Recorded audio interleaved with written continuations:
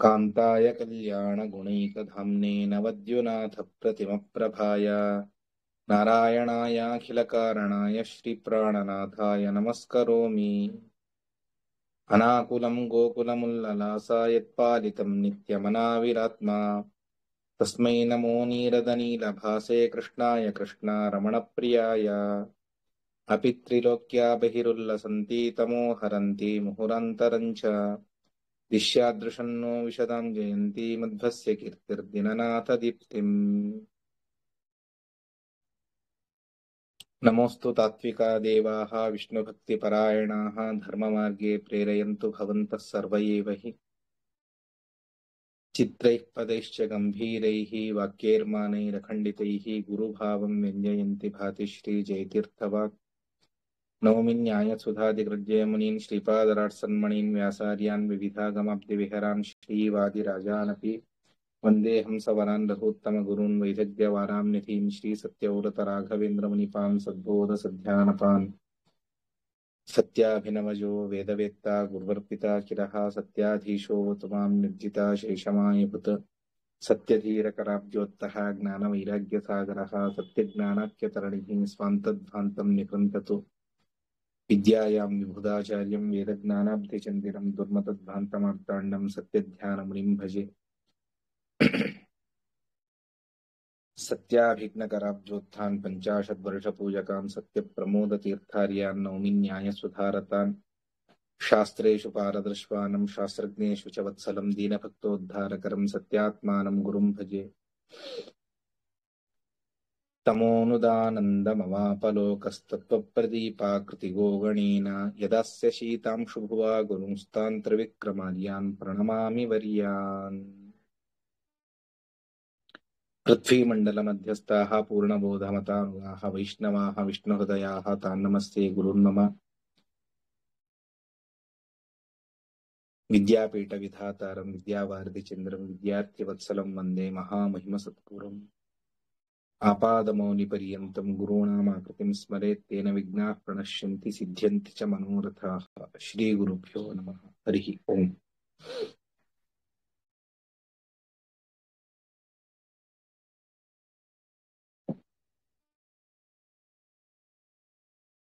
అవతారత్రయంలో వారికి ఉండేటువంటి గుణముల గురించి కొన్నిటిని నిన్న మనం తెలుసుకున్నాం. దానిని సూత్రప్రాయంగా నారాయణ పండితాచార్యుల వారు మనకు సెలవిచ్చారు.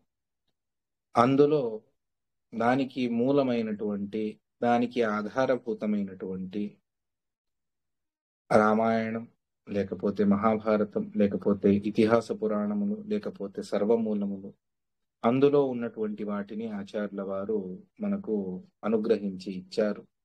అటువంటి వాటిని మనం నిన్నటి రోజున కొన్నిటిని మనం తెలుసుకున్నాం. దాన్ని ఆ శ్లోకాన్ని మరొకసారి మనం చెప్పుకొని ముందుకు వెళదాం. ఏ ఏ గుణానామ జగత్ ప్రసిద్ధాయం తేషు తేషు స్మ నిదర్శయంతి సాక్షాన్ మహాభాగవత ప్రబర్హం శ్రీమంతమేనం హనుమంతమాహు. లోకంలో ఏ ఏ గుణాలైతే ఉన్నాయో ఒక్కొక్కరిలో కొన్ని కొన్ని గుణాలు ఉండవచ్చు, కానీ అన్నీ కలిపి అది ముఖ్య ప్రాణమూర్తి యందు అవతారంలో యందు ఉన్నాయి అన్నటువంటి అంశాన్ని మనం తెలుసుకున్నాం. ఎందుకు దీన్ని తెలుసుకోవాలి అన్నటువంటి దానికి ఒక కారణాన్ని ఐతరేయ భాష్యంలో ఆచార్యుల వారు మనకు చెబుతారు. ఏ గుణాన్ విజానంతి వాయోస్తాన్ ఆవిశన్ మరుత్ అంటే వాయుదేవుల వారి గుణములను ఏ ఏ దేవతలు తెలుసుకుంటారో వాళ్లలో ఆ గుణంతో పాటుగా ముఖ్య ప్రాణమూర్తి యొక్క సన్నిధానం కూడా విశేషంగా ఉంటుంది అన్నటువంటి అంశాన్ని ఐతరేయ భాష్యంలో ఆచార్యుల వారు, ఐతరేయ ఉపనిషత్తు చెబుతుంది, దాంట్లో దాని వ్యాఖ్యానంలో ఆచార్యుల వారు చెబుతారు. అంటే వాయుదేవుల వారిని అత్యంత భక్తితో వారి గుణానుసంధానాన్ని మనం చెయ్యాలి. ఏ విధంగా భగవంతుడి గుణాలను మనం తెలుసుకుంటామో అదే విధంగా వాయుదేవుల వారి గుణములను కూడా మనం అవశ్యంగా తెలుసుకోవాలి. వాయుతత్వాన్ని మనం తెలుసుకోకపోతే మనకు మోక్షం లేదు అన్నటువంటి అంశాన్ని శాస్త్రములు మనకు చెప్తూ ఉన్నాయి. అందులో ఒక అంశాన్ని ఆచార్యుల వారు మనకు చెబుతారు. మధ్వాచార్యుల వారు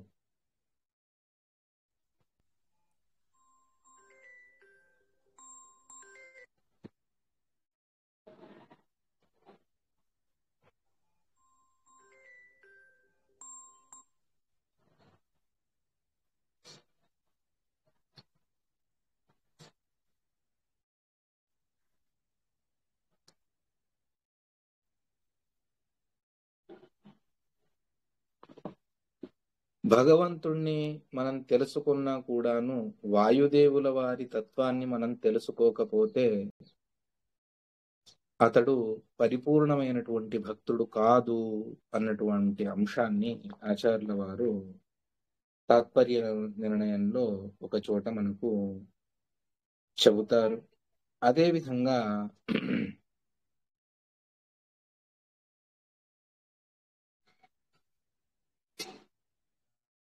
మిగిలిన అందరు దేవతల యందు భక్తిని చేసిన భగవంతుడి యందు భక్తి లేకపోతే అతడు మోక్షానికి వెళ్ళడు అన్నటువంటి ఉభయ విధమైనటువంటి మాటలను ఆచార్యుల వారు చెబుతారు. అంటే భగవంతుడి యందు భక్తి కావాలి, అదే విధంగా వాయుదేవుల వారి యందు కూడా భక్తి అన్నటువంటిది కావాలి. అది లేకపోతే భగవంతుడు మోక్షాన్ని ఇవ్వడు. అందువల్ల వాయుగుణాలను మనం అవశ్యంగా తెలుసుకోవాలి. ప్రారంభంలోనే తాత్పర్య నిర్ణయంలో ఆచార్యుల వారు చెబుతారు, విష్ణురిహిదాత మోక్షస్య వాయుశ్చ తదనుజ్ఞయ. భగవంతుడే మోక్షాన్ని ఇస్తాడు, వాయుదేవుల వారు కూడా ఇస్తారు భగవంతుడి అనుగ్రహంతో అన్నటువంటి మాటను చెబుతారు. అందువల్ల వాయుదేవుల వారి ఆజ్ఞ అర్థాత్ వాయుదేవుల వారి గురించి మనం తెలుసుకోవడం చాలా ముఖ్యమైనటువంటి. భగవత్ సర్వోత్తమత్వాన్ని మనం ఏ విధంగా తెలుసుకుంటామో అదే విధంగా వాయు జీవోత్తమత్వాన్ని కూడా మనం అవశ్యంగా తెలుసుకోవాలి. దాన్ని చెబుతారు, భక్తోపి కంజజ గిరీశ ముఖేషు సర్వధర్మార్ణవోపి నిఖిలాగమ నిర్ణయేన నిత్యాతి దుఃఖ మణివృత్తి సుఖ వ్యపేతం అంధంతమో నియతమేతి హరావభక్త. భగవంతుడి యందు భక్తి లేకపోతే తాను మిగిలిన అందరు దేవతల యందు భక్తి ఉన్నా కూడాను తాను మోక్షానికి వెళ్ళడు. సకల దేవతల యందు భక్తిని కలిగి ఉన్నా కూడాను తాను మోక్షానికి వెళ్ళడు భగవంతుడి యందు భక్తి లేకపోతే. అదే విధంగా వాయుదేవుల వారి యందు భక్తి అన్నటువంటిది లేకపోతే అప్పుడు కూడా తాను వెళ్ళడు అన్నటువంటి అంశాన్ని ఆచార్యుల వారు మనకు చెబుతారు. అర్థాత్ పురాణాల్లో ఉన్నటువంటి దాన్ని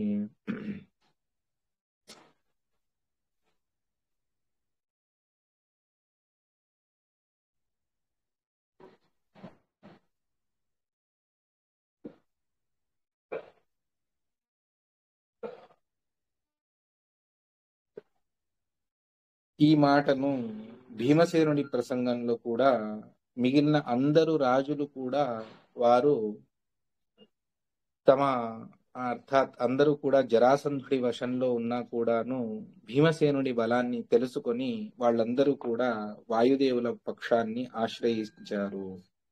అపితం బహుశ కృష్ణ విజితం నైవతత్యజు అసురా పూర్వ సంస్కారాత్ అన్నటువంటి మాటను చెప్పి దేవాహి కారణాదన్యాన్ ఆశ్రయంతోపి నాంతరం స్నేహం త్యజంతి దేవేషు తథా అన్యే అన్యేష్వపి స్ఫుటం అన్నటువంటి మాటను చెబుతూ ఈ మాటను స్పష్టంగా ఆచార్యుల వారు మనకు చెప్పారు.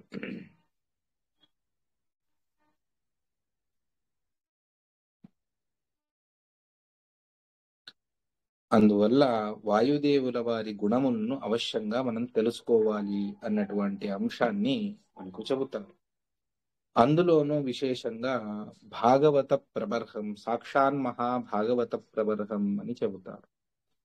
అంటే విశిష్టమైనటువంటి భాగవత ధర్మాలను ఆచరించినటువంటి వారు సాక్షాత్తుగా వాయుదేవుల వారు. ఏమిటది అంటే, భగవంతుణ్ణి నానా విధాలుగా ఉపాసన చేసినా కూడాను భగవంతుడి ద్వారా ఏమీ అర్థించకపోవడం ఏదైతే ఉన్నదో అది పరిశుద్ధ భాగవత ధర్మము అని మనకు చెబుతారు. జ్ఞానభక్తి హరేస్తృప్తిం వినా విష్ణోరపి క్వచిత్ అన్నటువంటి మాటను ఆచార్యుల వారే చెబుతారు. అంటే జ్ఞానము, భక్తి, భగవత్ ప్రీతి వీటిని వదిలిపెట్టి ఇంక దేన్ని కూడా భగవంతుడి దగ్గర మనం అర్థించరాదు అన్నటువంటి అంశాన్ని ఇది పరిశుద్ధమైనటువంటి భాగవత ధర్మము. నహి భాగవతో ధర్మో దేవతా అభ్యుపయాచనం జ్ఞానభక్తి హరేస్తృప్తిం వినా విష్ణోరపి క్వచిత్ నాకాంక్షం కిముత అన్యేభ్యః హ్యస్త్రం కామ్యఫలప్రదం అన్నటువంటి మాటను చెప్పి శుద్ధే భాగవతే ధర్మే నిరతోయద్ వృకోదరః అని చెబుతారు. పరిశుద్ధమైనటువంటి భాగవత ధర్మాన్ని ఆచరించడంలో వాయుదేవుల వారు ముందుంటారు. వారు ఎప్పుడూ కూడా భాగవత ధర్మం నుండి చ్యుతి అర్థాత్ దాని నుండి ఆ మార్గం నుండి వారెప్పుడూ కూడా పక్కకు తప్పుకోలేదు. నిరంతరంగా వారు పరిశుద్ధమైనటువంటి భాగవత ధర్మాన్ని ఆచరణ చేస్తూ ఉన్నారు అన్నటువంటి అంశాన్ని మనకు చెప్పారు. అది మూల రూపంలోనూ కావచ్చు, అవతార రూపంలోనూ కావచ్చు. భగవంతుణ్ణి భక్తి, జ్ఞానం మరియు విష్ణు ప్రీతి, ఏ కర్మ చేసినా కూడా దాని ద్వారా విష్ణు ప్రీతి, ఇవి మూడు కూడా వాళ్ళు ప్రార్థన చేశారు తప్ప ఇంక దాన్ని తప్ప ఇంకెక్కడ ఏమీ ఎప్పుడు భగవంతుడి నుండే వాళ్ళు ప్రార్థన అంటే అపేక్షించలేదు. మిగిలిన దేవతల ద్వారా వారు దేన్నైనా అపేక్షిస్తారా చెప్పండి? మరి ఏం చేసినా కూడా భగవంతుడు ఏం ఆదేశించినా కూడా ఆ పని అంతా అయిన తర్వాత భగవంతుడికి సమర్పణ చేసేస్తారు. ఏమీ కోరుకోరు, అది కావాలి ఇది కావాలి. సరే, భగవంతుడే నీకేమైనా కావాలా అని అడిగినా కూడాను వారు స్వామి నాకు ఇంకేమీ అక్కర్లేదు, నీ భక్తి నువ్వు చాలు, నీ తత్వజ్ఞానాన్ని నాకు ప్రసాదించు, నీ అనుగ్రహం నాకెల్లప్పుడూ ఉండని అని ప్రార్థన చేశారే తప్ప వారు ఇంకా దేన్ని కూడా వారు ప్రార్థన చెయ్యలేదు. ఇది వాయుదేవుల వారి యొక్క అతి విశిష్టమైనటువంటి గుణం. అదేవిధంగా భగవంతుణ్ణి విరోధం చెయ్యలేదు. మిగిలిన అందరూ దేవతలు విరోధాన్ని చేస్తారు. బ్రహ్మ పదవికి వచ్చేటువంటి వాయుదేవుల వారు మాత్రమే భగవంతుణ్ణి ఎప్పుడూ కూడా ఒక్కసారి కూడా విరోధాన్ని చెయ్యలేదు.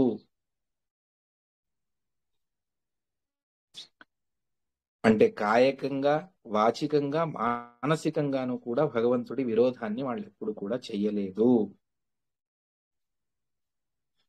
అవసరం రాలేదేమో కాదు, మిగిలిన అందరికీ ఆ అవసరం వచ్చి వాళ్ళు విరోధాన్ని చేసినా కూడాను హనుమంతుడు, భీమసేనుడు మరియు మధ్వాచార్యుల వారు ఎప్పుడూ కూడా వారు ఆ భగవంతుడి విరోధాన్ని వారెప్పుడూ కూడా చెయ్యలేదు అన్నటువంటి దాన్ని మనకు చెబుతారు.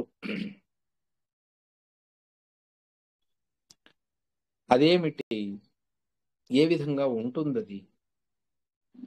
మొట్టమొదట ఇతడు భగవంతుడు అని గుర్తించడం, భగవంతుడిని తెలుసుకోవడం, ఇది చాలా ముఖ్యమైనటువంటి. అది లేకపోతే భగవంతుడు అని తెలియకపోతే మనం అది ఏదైనా కూడా భగవంతుడి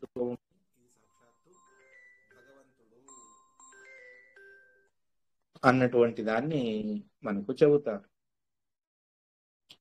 ఈ విధంగా ఉన్నది. అందువల్ల మొట్టమొదట భగవంతుణ్ణి మనం అర్థాత్ వాయుదేవుల వారు ఇతడు భగవంతుడు అని గుర్తిస్తారు. దాన్ని అనేక సందర్భాల్లో మనకు కథా ప్రసంగంలోనే మనకు చెబుతారు.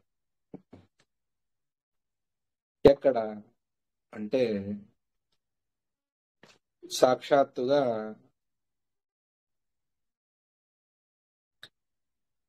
శ్రీరామ లక్ష్మణులిద్దరూ కూడా సీతాను అన్వేషణ చేస్తూ వెళుతూ ఉన్నప్పుడు పంపా క్షేత్రానికి వెళతారు. అప్పుడు సుగ్రీవుడు వచ్చినటువంటి వారు ఎవరో అయి ఉండవచ్చు, వాలి పంపించి ఉండవచ్చు అని తెలుసుకొని హనుమంతుణ్ణి పంపిస్తారు. అప్పుడు ఒక మాటను చెబుతారు.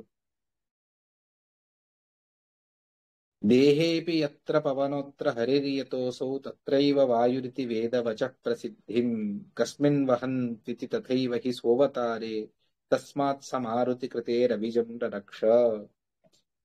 దేహేపి యత్ర పవనః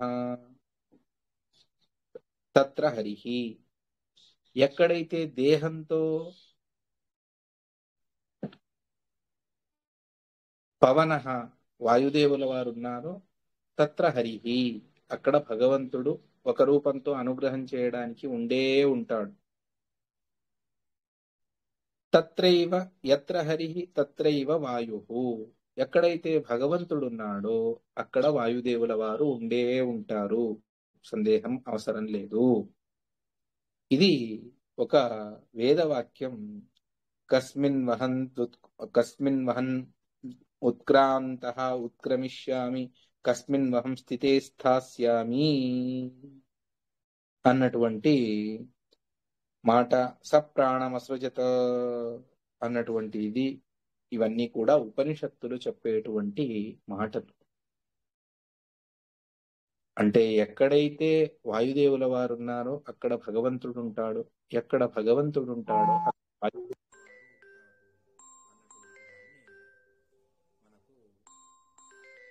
మనకు చెబుతూ ఉన్నారు.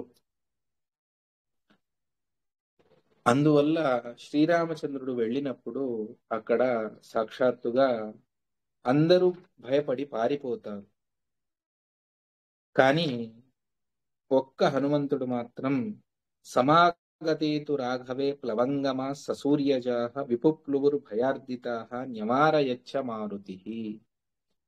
ప్లవంగమాః విపుప్లువు, అందరూ కూడా వెళ్ళిపోతారు భయాత్, భయంతో. ఇతడెవరో వచ్చాడు, మమ్మల్ని సంహారం చేయవచ్చేమో. కానీ న్యవారయచ్చ మారుతి, హనుమంతుడు వద్దు వద్దు వెళ్ళొద్దండి, అతడెవరో కాదు, సాక్షాత్తు బ్రహ్మపిత.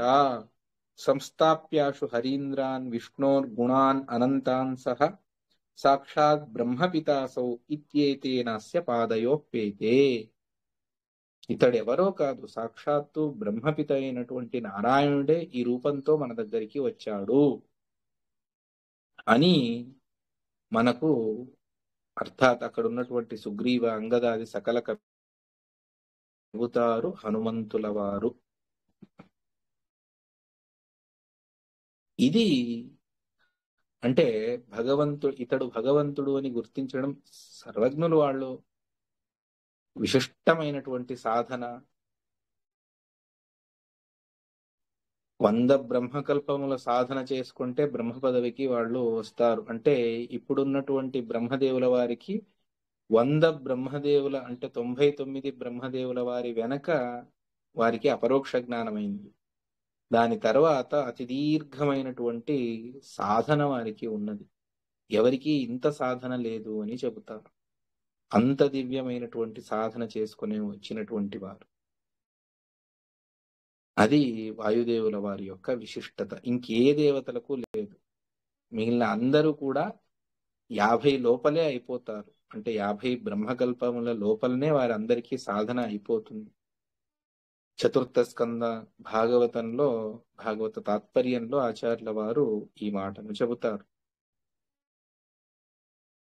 ఈ విధంగా ఉన్నది. అందువల్ల ఇంత దీర్ఘమైనటువంటి సాధన ఉన్నది. అందువల్లనే వారు భగవంతుణ్ణి గుర్తిస్తారు. గుర్తించి భగవంతుడి యొక్క విష్ణోర్గుణాన్ అనంతాన్ సహా, భగవంతుడి అనంత గుణములను తెలుసుకునేటువంటి సామర్థ్యం కూడా వారికి ఉన్నది. ఆ విధంగా వారు ఉపాసన చేస్తారు. అందువల్ల భగవంతుణ్ణి గుర్తిస్తారు. మరొక ప్రసంగం, వాళ్ళందరూ కూడా కలిసి సీతాన్వేషణకై బయలుదేరుతారు. బయలుదేరినప్పుడు వింధ్యగిరికి వెళతారు. అక్కడ వాళ్ళందరూ ఒక చోట ఒక గుహలో ప్రవేశిస్తారు. ప్రవేశించినప్పుడు తార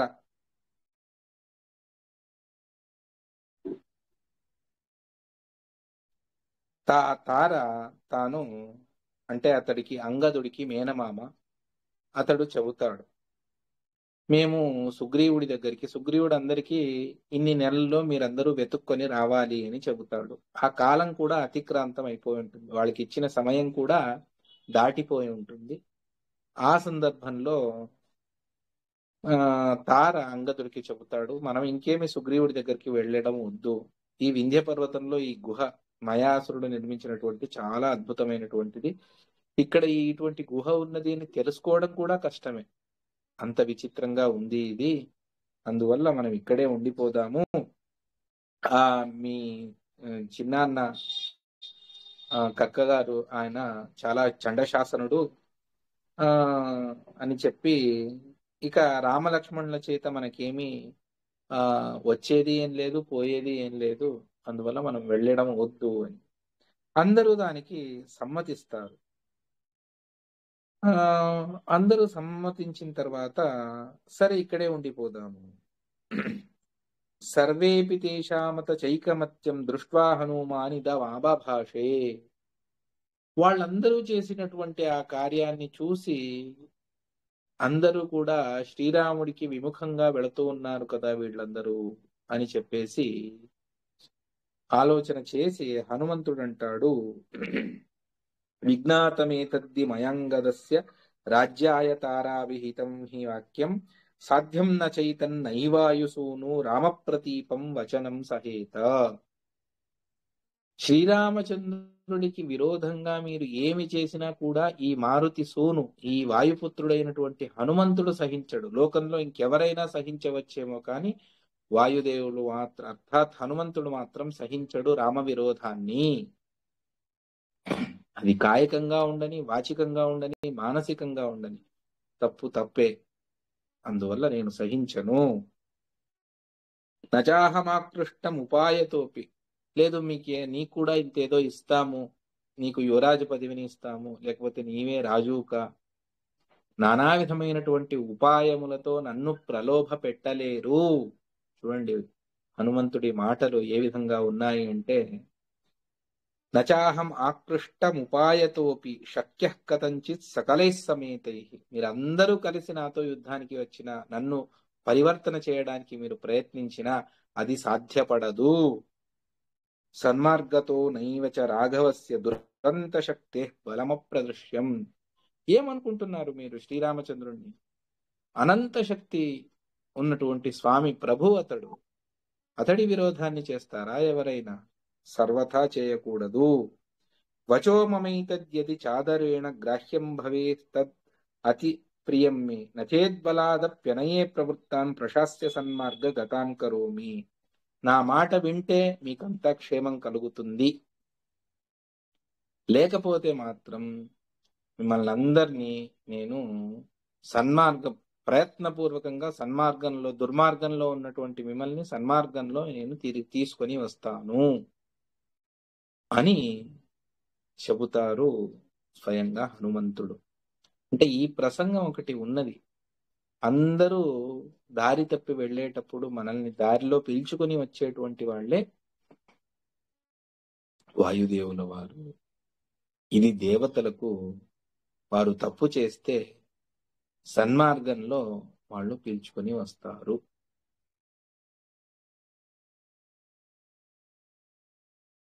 ఈ విధంగా ఇది వాయుదేవుల వారి యొక్క విశిష్టమైనటువంటి భాగవత ధర్మం. కాయ వాచ మనస భగవంతుణ్ణి మనం విరోధం చెయ్యకూడదు. అది మహాపరాధము. మనం ప్రతి క్షణంలోనూ చేస్తూ ఉంటాం. కానీ అది తప్పు అని తెలిపినటువంటి ఏకమేవ ఆచార్యులు అది మధ్వాచార్యులు. దేవతలు ఏ క్రమంలో తప్పు చేశారు 18వ అధ్యాయంలో విస్తారంగా చెబుతారు. ఏ ఏ దేవతలు ఎక్కడెక్కడ తప్పు చేశారు అన్నటువంటి దాన్ని. కానీ ఒక్క వాయుదేవుల వారు మాత్రం ఎక్కడా తప్పు అన్నటువంటిది తప్పు చెయ్యలేదు, చెయ్యరు. అది భూతం కావచ్చు, వర్తమానం కావచ్చు, భవిష్యత్తు కావచ్చు. ఎక్కడ వారి యందు భగవద్విరోధం అన్నటువంటిది సర్వథా లేదు.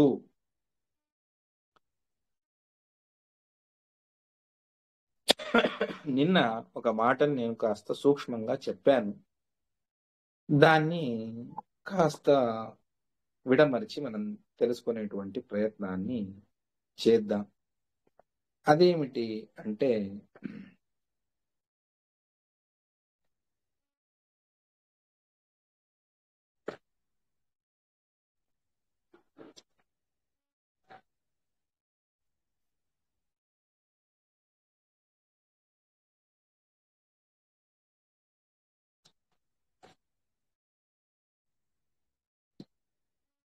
రామ పట్టాభిషేకం తర్వాత రాముడు సీత రాజా రాణిగా జగన్నాయకులైనటువంటి వారిద్దరూ కూడా సింహాసనాన్ని అధిష్ఠించారు. ఒకవైపు అయోధ్య పుర ప్రజలు, వశిష్ఠాది ఋషులు, మరొక వైపు హనుమదాదులు అందరూ కూడా ఉన్నారు. కపి సైన్యం, విభీషణుడు అందరూ కూడా ఉన్నటువంటి దేదీప్యమానంగా వెలిగిపోతూ ఉన్నటువంటి దివ్యమైనటువంటి సభ అది. ఆ సభలో భగవంతుడు కొన్ని మాటలను చెబుతాడు. సర్వైర్ భవద్భిః సుకృతం విధాయ దేహం మనోవాక్ సహితం మదీయం. మీరందరూ కూడా సుకృతం, చాలా విశిష్టమైనటువంటి పుణ్యకార్యాన్ని చేశారు. అది కాయ వాచ మనస, నా ఆరాధనా రూపమైనటువంటి కార్యాన్ని మీరందరూ కూడా చేశారు. ఇదే అందరూ కూడా ఎల్లప్పుడూ ప్రతి మానవుడు చేయవలసినటువంటి దివ్యమైనటువంటి కార్యం లోకంలో ఏదైనా ఉంది అంటే అది కేవలం భగవదారాధనమే. కాయికంగా, వాచికంగా, మానసికంగా. మనస్సులో భగవంతుణ్ణి గుణానుసంధానాన్ని చేస్తూ, కాయికంగా భగవంతుడి నమస్కారాది సేవలను చేస్తూ, వాచికంగా భగవంతుడి స్తోత్రాలను పఠనం చేస్తూ, నిరంతరంగా ఏదో ఒక టైంలో ఒకానొక ఉదయము కాదు, ఎల్లప్పుడూ చెయ్యాలి. సర్వైర్భవద్భిః సుకృతం విధాయ దేహం మనోవాక్ సహితం మదీయం ఏతావదేవాఖిల సద్విధేయం యత్ కాయ వాక్ చిత్త భవం మదర్చనం. కాయ వాక్ చిత్త భవం మదర్చనం. కాయికంగా, వాచికంగా, మానసికంగా నా అర్చన, నా ఆరాధనా రూపమైనటువంటి దాన్ని, అది శాస్త్రశ్రవణము, శాస్త్ర పాఠ ప్రవచనములు, ఉపదేశము, లేకపోతే నిరంతరంగా సత్కథలను వినడము, యజ్ఞం చేయడము, దానం చేయడము, ఉపవాసము, వ్రతానుష్ఠానములు, దానం చేయడము, నానా విధమైనటువంటి భోజనాన్ని అప్పుడు కూడా భగవంతుడిని ఆరాధన చేస్తూ చేస్తూ, అది కూడా ఒక యజ్ఞమే, వైశ్వానర యజ్ఞము అని చెబుతారు. ఆ విధంగా ప్రతి చోట అనుసంధానాన్ని చేస్తే అది భగవంతుడి పూజ అవుతుంది. సందేహం లేదు. ఈ విధంగా ఉన్నది, అందువల్ల దాన్ని చేయాలి. ముక్తి ప్రదానాత్ ప్రతికర్తృత మే సర్వస్య చాతో భవతాం భవేత. మీ అందరికీ మోక్షాన్ని ఇస్తే మీరు చేసినటువంటి ఉపకారం కంటే కూడాను నేను ఇచ్చినటువంటి ఫలం ఇది అధికమవుతుంది. ఎవరు మోక్షాన్ని ఇచ్చేటువంటి భగవంతుడు ఈ మాటను చెబుతూ ఉన్నాడు. అందరూ ఉన్నటువంటి సభలో మీ అందరూ కపి సైన్యం అంతా కూడా చేసినటువంటి సేవ ఏదైతే ఉందో దానికి, అంటే అంగద ఉండొచ్చు, జాంబవంతుడు ఉండొచ్చు, నీల ఉండొచ్చు, తార ఉండొచ్చు, ఎవరైనా కూడా, లేకపోతే విభీషణుడే ఉండవచ్చు, భరతుడే ఉండవచ్చు, ఎవరైనా కూడా, ఈవెన్ లక్ష్మణుడు తన సాక్షాత్తు సోదరుడు లక్ష్మణ భరత శత్రుఘ్నులు వారు చేసిన సేవయే ఉండవచ్చు. ముక్తి ప్రధాన, మీ అందరికీ నేను మోక్షాన్ని ఇస్తే మీరు చేసినటువంటి సేవకు అది సరిపోతుంది. కానీ హనుమతోన ప్రతికర్తృతాస్య స్వభావ భక్తస్య నిరౌపదం మే. హనుమంతుడికి, స్వభావ భక్తుడైనటువంటి హనుమంతుడికి మోక్షాన్ని ఇచ్చినా కూడా తక్కువే అని చెబుతూ హనుమంతుడి గుణాలనే అక్కడ శ్రీరామచంద్రుడు చెబుతాడు. మద్భక్తౌ జ్ఞానపూర్తౌ అనుపధిక బల ప్రోన్నతి స్థైర్య ధైర్య స్వాభావ్యాధిక్య తేజస్సుమతి దమశమేశ్వస్య తుల్యో నకశ్చిత్ శేషో రుద్ర సుపర్ణోప్యురుగణ సమితో నో సహస్రాంశతుల్యాః అస్యేత్యస్మిన్ మదంశం పదమహమమునా సార్ధమేవోపభోక్షే అని భగవంతుడు మోక్షాన్ని ఇస్తాను, అక్కడ సహభోగాన్ని కూడా నేను హనుమంతుడికి ఇస్తాను. ఆ సహభోగం చాలా దివ్యమైనటువంటిది. దాన్ని ఇంకెవ్వరికీ భగవంతుడు ఇవ్వడు. కేవలం బ్రహ్మ పదవిలో కూర్చునే వాళ్లకు మాత్రమే భగవంతుడు మోక్షంలో సహభోగాన్ని ఇస్తాడు. దాన్ని చెబుతాడు, సార్ధమేవ ఉపభోక్షే అని చెప్పి హనుమంతుడు ఏం చేశాడు అంటే, వెనకటికి ఆ రావణాసురుణ్ణి దత్తాత్రేయుడు, కార్తవీర్యార్జునుడు జయించాడు, వాలి జయించాడు, కానీ వారు వరబలంతో జయించారు. హనుమంతుడు మాత్రం అలా కాదు. ఎవరూ సీతాన్వేషణకు వెళ్ళినప్పుడు హనుమంతుడే వెళ్ళి ఆ కార్యాన్ని సాధించుకొని వచ్చాడు అని అనేక మాటలను తాను చెప్పి రావణుణ్ణి ఏకముష్టితో కొట్టి అతడి సంహారాన్ని చేసేటువంటి శక్తి కూడా ఉన్నది, కానీ నా కొరకు అతన్ని సంహారం చేయలేదు. అందువల్ల అతో హనుమాన్ పదమేతు ధాతుర్ మదాజ్ఞయా సృష్ట్యవనాది కర్మ. నా ఆజ్ఞతో అతడు బ్రహ్మ పదవిని అధిష్ఠించని. ఎవరు? హనుమంతుడు. అర్థాత్ తర్వాతి కల్పంలో వారే బ్రహ్మదేవులుగా ఉంటారు. అక్కడ సృష్ట్యవనాది కర్మ, సృష్టి స్థిత్యాదులను నేను ఏదైతే చెబుతానో అన్ని కార్యాలను అర్థాత్ బ్రహ్మ పదవిలో ఉన్నటువంటి వారు చేస్తారు. 14 లోకాలకు ఆధిపత్యం అది. జగద్గురుత్వమాదిష్టం మయాతే కమలోద్భవాని, మిమ్మల్ని నేను జగద్గురువులుగా కూర్చోబెట్టాను అని భగవంతుడే చెబుతాడు బ్రహ్మదేవుల వారికి. మోక్షంచ లోకస్య సదైవ కుర్వన్ ముక్తాశ్చ ముక్తాన్ సుఖయన్ ప్రవర్తత. మోక్షంలో ముక్తులకు కూడా సుఖాన్ని ఇచ్చి వాయుదేవుల వారు, అర్థాత్ అంత దివ్యమైనటువంటి పదవి అది బ్రహ్మ పదవి. భోగాశ్చ ఏ యాని చ కర్మజాతాన్యనాద్యనంతాని మమేహ సంతి మదాజ్ఞయాతన్యఖిలాని సంతి ధాతుపదే తత్ సహభోగ నామా. ఏమిటది అంటే, ఈ లోకంలో ఎన్నెన్ని భోగాలు అని ఉన్నాయి, అది కర్మజాతాన్ని, కర్మ ద్వారా సంభవించి ఉండవచ్చు, జ్ఞానం ద్వారా సంభవించి ఉండవచ్చు. అనాద్యనంత కాలంలో ఉన్నటువంటి సకల భోగాలను కూడా మదాజ్ఞయాతాని అఖిలాని, నా ఆజ్ఞతో ఆ అఖిల భోగములను బ్రహ్మ పదవిలో వారు అనుభవిస్తారు. ఇదే సహభోగము అన్నటువంటిది.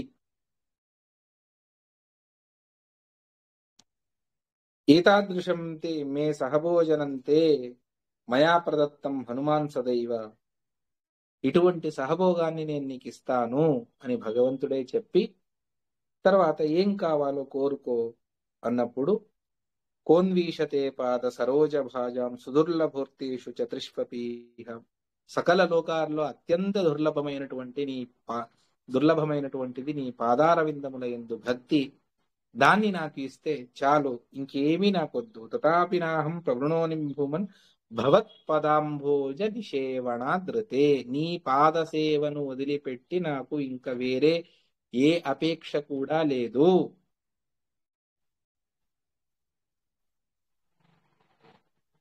త్వమేవ సాక్షాత్ పరమస్వతంత్ర త్వమేవ సాక్షాత్ అఖిలోరు శక్తి అని చెప్పి యస్తే కథాసేవక ఏవ సర్వదా సదా రతిస్త్వయ్యచలైక భక్తి. నిరంతరంగా నీ కథలను నీ మహాత్మ్యాన్ని నేను వింటూ ఉండాలి. కథాసేవక ఏవ సర్వదా సదా రతి త్వయ్యచలైక భక్తి. నీ యందు సదా రతి, నీ యందు అచంచలమైనటువంటి భక్తి. త్వయ్యచలైక భక్తి. అటువంటి వ్యక్తినే నిజంగా జీవించినట్టు. ఎవరు భగవంతుణ్ణి ఆరాధన చేస్తూ జీవిస్తారో అతడి జీవితం మాత్రమే సార్థకం. నపరః కథంచిత్ జీవనం మే స్వధికం. దీనికంటే అధికమైనటువంటిది ఇంకా నాకు ఏమీ వద్దు వద్దు వద్దు.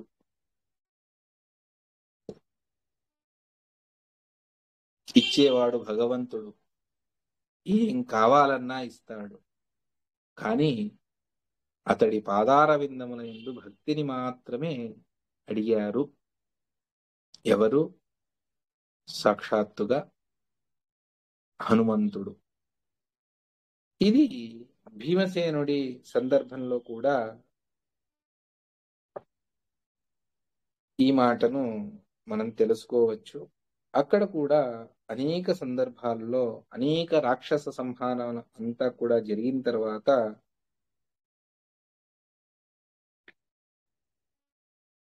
కేవలం తాను భగవంతుణ్ణి భక్తిని మాత్రమే తాను అడుగుతాడు భీమసేనుడు. అటువంటి సహభోగాన్ని తాను అంటే ఇక్కడ కూడా ఆ హనుమంతుణ్ణి భగవంతుడు ఆలింగనం చేసుకొని అనుగ్రహిస్తాడు. అటువంటి ఆలింగనాన్ని భగవంతుడు ఎవ్వరికీ కూడా ఇవ్వలేదు. వేరే భక్తులకు అంతటి అనుగ్రహాన్ని భగవంతుడు చెయ్యలేదు.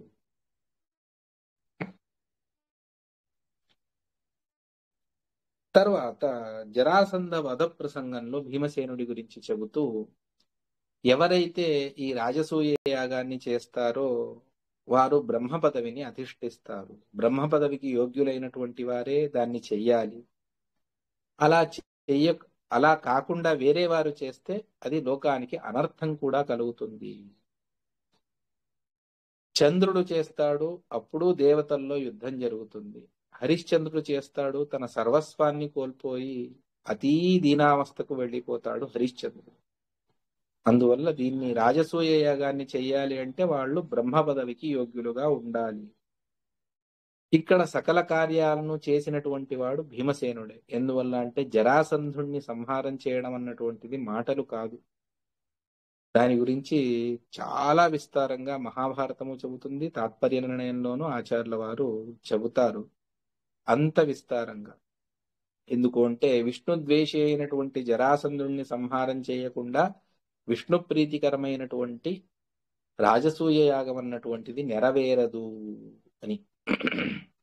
మరి అంత దివ్యమైనటువంటి రాజసూయ యాగాన్ని చెయ్యాలి అంటే జరాసంధుడి సంహారం అందులో ప్రధానమైనటువంటిది. యాగం సామాగ్రి అంతా తీసుకురావచ్చు, కానీ శత్రువులందరూ కూడా ప్రతి ఒక్కరూ ఒప్పుకొని వాళ్లకు కప్పకానుకలు ఇవ్వాలి. అవును, మీరు చేసేది నాకు అంగీకార యోగ్యము అని. అలా ఎవరు మిగిలిన రాజులు ఎవరు అంగీకరిస్తారు? వాళ్లను సార్వభౌములుగా అంగీకరించాలి.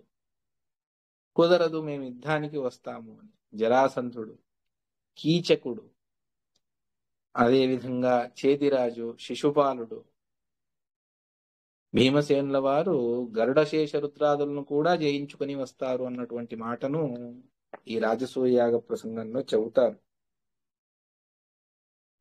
చెప్పి అప్పుడు కూడా వాచాజయత్తం ప్రథమం వృకోదర, వాగ్యుద్ధాన్ని అర్థాత్ వాక్యార్థాన్ని చేసి విష్ణు సర్వోత్తమత్వాన్ని ప్రతిపాదన చేసి తర్వాత యుద్ధాన్ని చేస్తారు. 15 రోజుల వరకు యుద్ధాన్ని చేసిన తర్వాత జరాసంధుణ్ణి సంహారం చేసిన తర్వాత అక్కడ ఒక మాటను చెబుతాడు. కృతం హి భీమేన సమర్చనం తాం సమక్షమాదాతు మిహాగతో హ్యజః స్వీకృత్య పూజాంచ వృకోదరస్య దృఢం సమాశ్లిష్య తం జనార్దనః.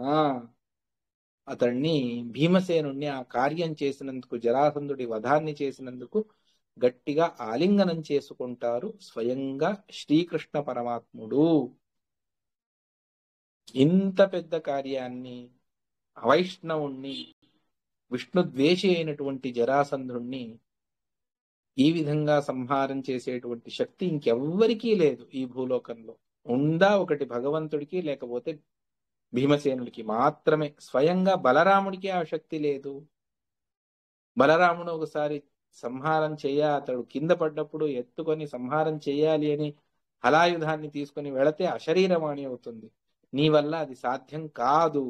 ఎందువల్ల అంటే బ్రహ్మదేవుల వారి వరం ఉన్నది జరాసంధుడికి. అందువల్ల బ్రహ్మవరాన్ని ఎవ్వరూ కూడా అతిక్రమించేటువంటి శక్తి వేరే దేవతలకు లేదు, ఒక్క వాయుదేవుల వారిని తప్పిస్తే. ఆ పదవికి వచ్చేవాళ్ళు కాబట్టి వాళ్ళు బ్రహ్మవరాన్ని అతిక్రమించవచ్చు. దాన్ని సమాననీయ ఏవమే తతోత్ర మానయామ్యహం అని చెబుతారు. అందువల్ల వారికి గౌరవాన్ని ఇచ్చి దాన్ని అంగీకరించను వచ్చు, దాన్ని అతిక్రమించను వచ్చు బ్రహ్మవరాన్ని కూడాను. అటువంటి బ్రహ్మవరం ఉన్నటువంటి ఈ జరాసంధుణ్ణి జయించినటువంటి వారు భీమసేనుడు. అప్పుడు కూడా భగవంతుడు తాను ఆలింగనం చేసుకొని అనుగ్రహం చేస్తాడు.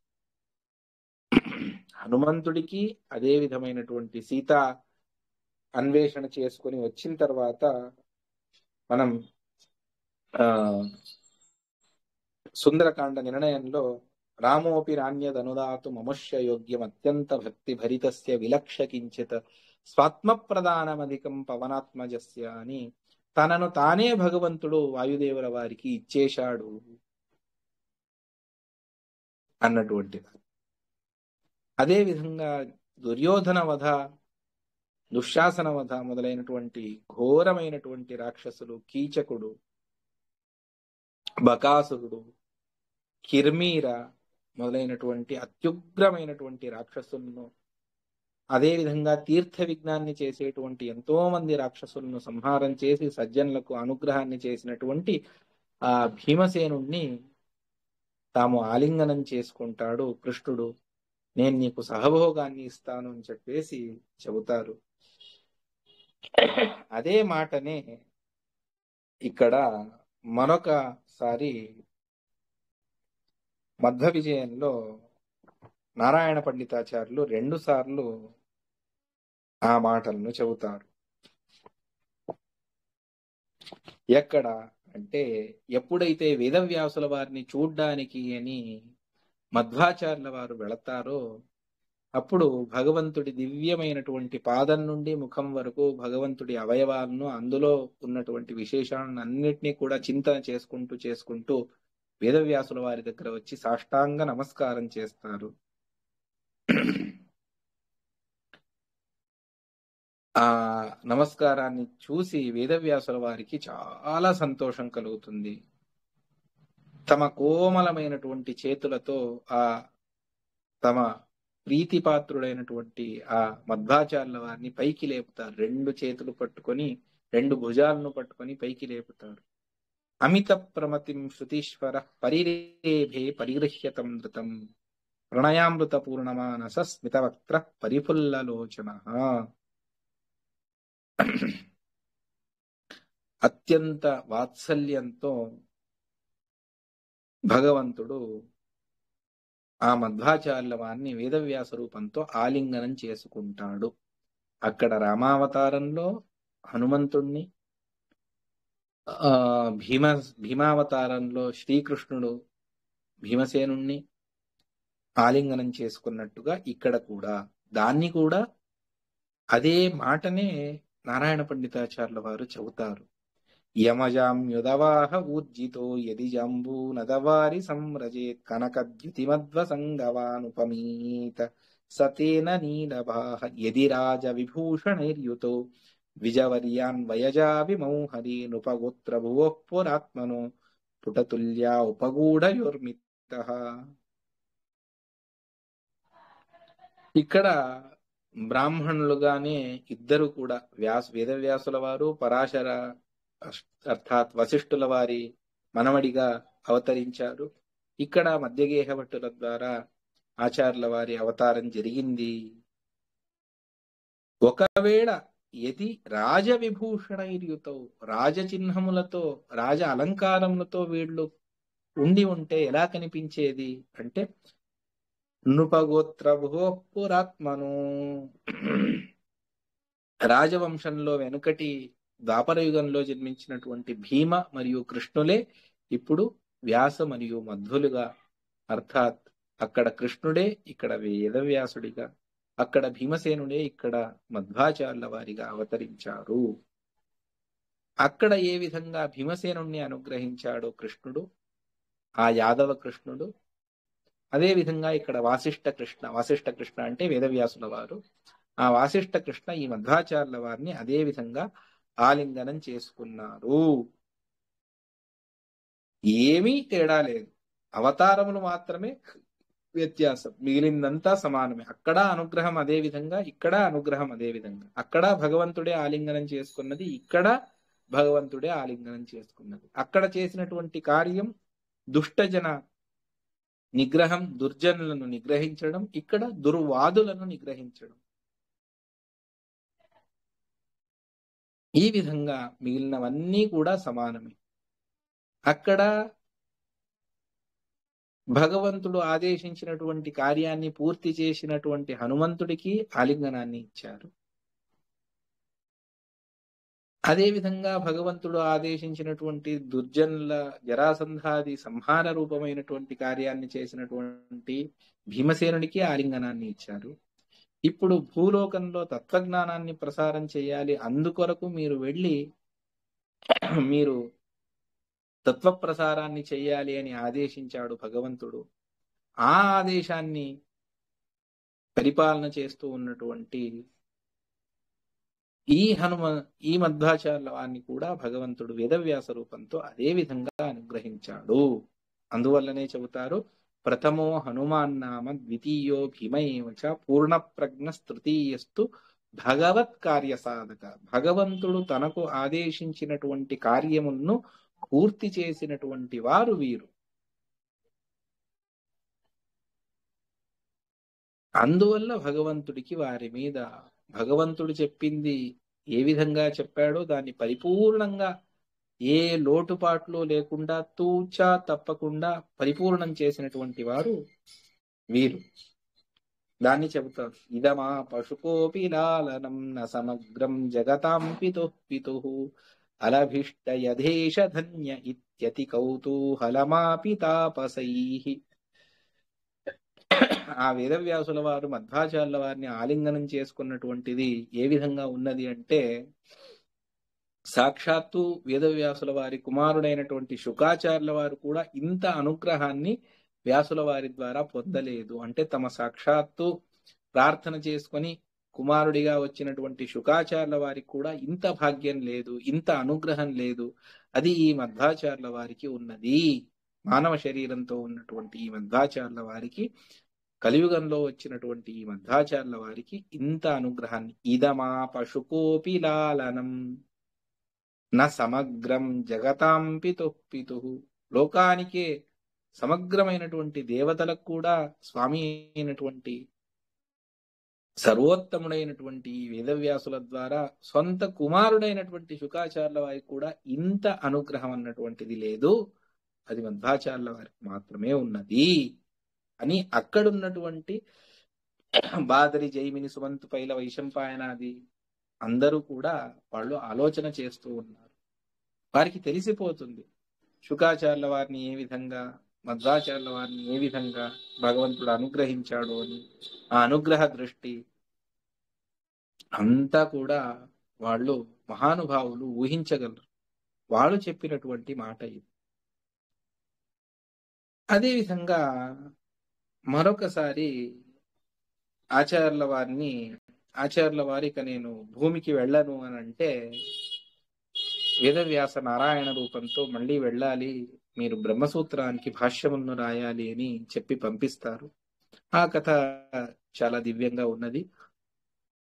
ఆచార్యుల వారు భూమి మీదకి వచ్చిన తర్వాత మళ్ళీ తాము బ్రహ్మసూత్ర భాష్యాలను రచన చేసుకుని దాన్ని మళ్ళీ భగవంతుడికి సమర్పణ చేయడానికి ఉడుపి నుండి వారు మరొకసారి రెండవసారి బద్రీయాత్రకు వెళతారు. మొత్తానికి 3 సార్లు బద్రీయాత్ర చేశారు.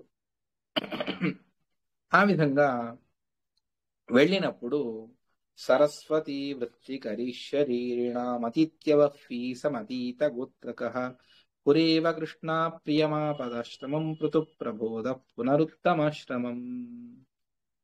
ఏ విధంగా సకల నదీ పర్వతమును దాటుకొని వెళతారు అన్నటువంటిది మరొక గూఢార్థం. శ్లేషార్థములు రెండు అర్థములు ఒక్కొక్క శ్లోకానికి మధ్వ విజయంలో చాలా అలంకారికంగా నారాయణ పండితాచార్యుల వారు చెబుతారు. అక్కడికి బదరికాశ్రమానికి వెళ్ళారు అని అక్కడ ఇదే మాటని చెబుతారు. సహభోగమనన్య లభ్యమస్మై హనుమద్రూపవతే దదౌ పురాహి అనవీక్ష పరం స్వభీష్టకర్త్రే ప్రతిదాతుం హరిరైధయత్తమేవ. అనన్య లభ్యం, గరుడశేష రుద్రాదులకు కూడా ఇటువంటి అనుగ్రహం లేదు, ఇది ఎప్పటికీ దొరకదు. అటువంటి సహభోగాన్ని వెనకటికి హనుమద్రూపవతే దదౌ, హనుమంతుడి రూపంలో అనుగ్రహించారు, భీమసేనుడి రూపంలో అనుగ్రహించారు. అనవీక్ష, ఇంకా వేరే ఇవ్వడానికి ఏమీ లేదు భగవంతుడి దగ్గర. అందువల్ల తననే తాను సమర్పణ చేసేసుకో, అర్థాత్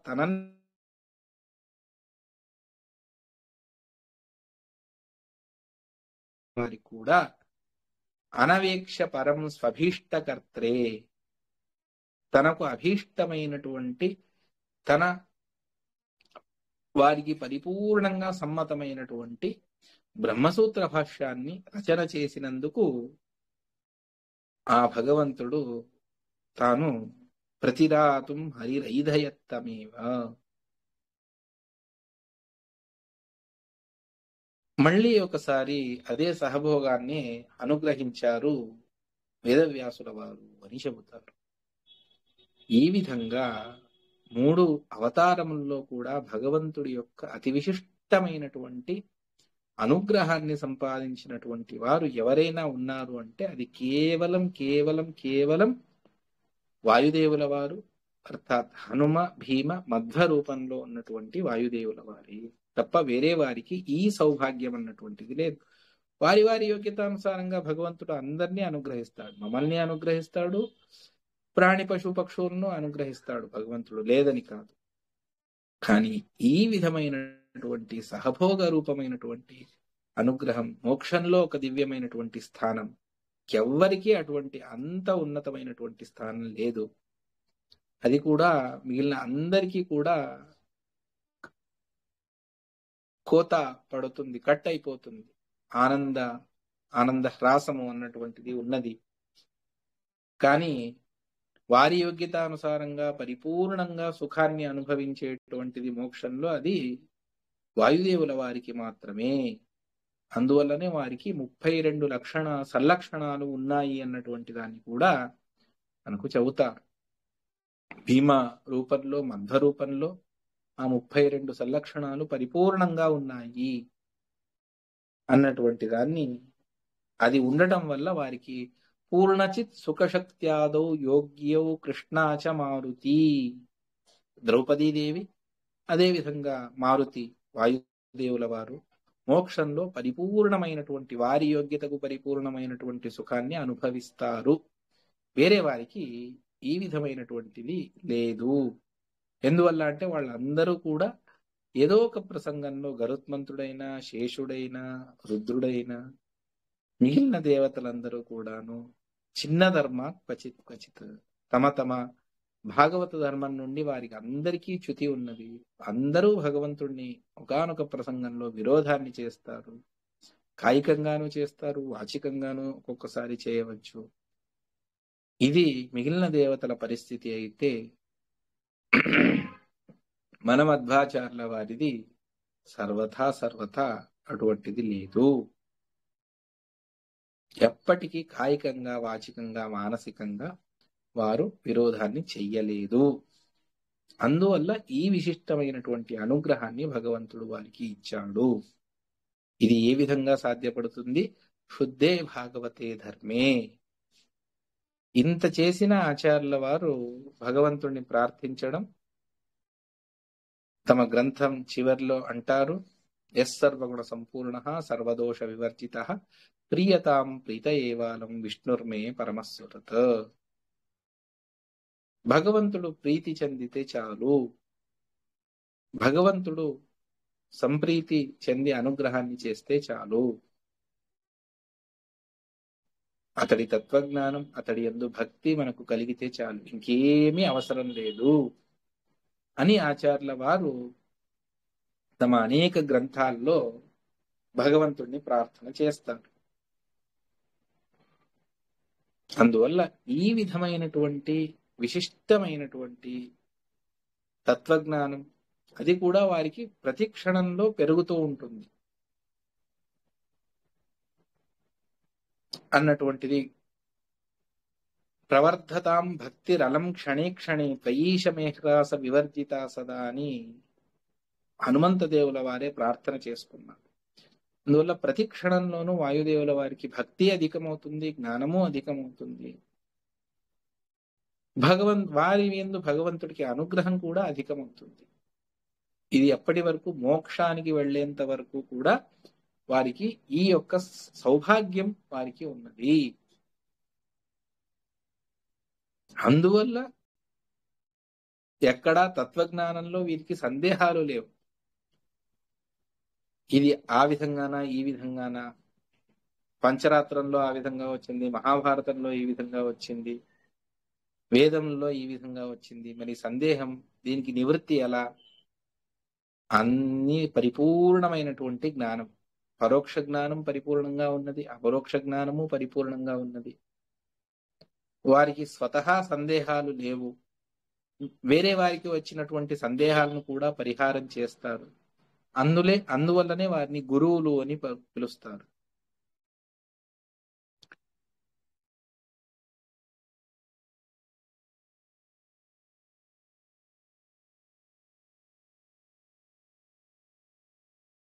షణ్ణవత్యంగులో యస్తు న్యగ్రోధ పరిమండల సప్తపాద చతురహస్త ద్వాదృంశల్లక్షణైర్యుత అసంశయ సంశయచ్చిత్ గురురుక్తో మనీషిభిః అని చెబుతారు.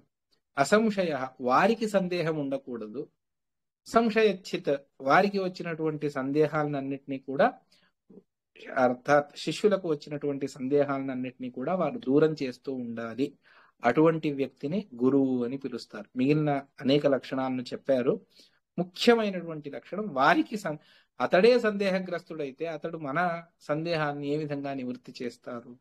అందువల్ల అసంశయ, తత్వ విషయంలో వారికి సందేహం లేదు.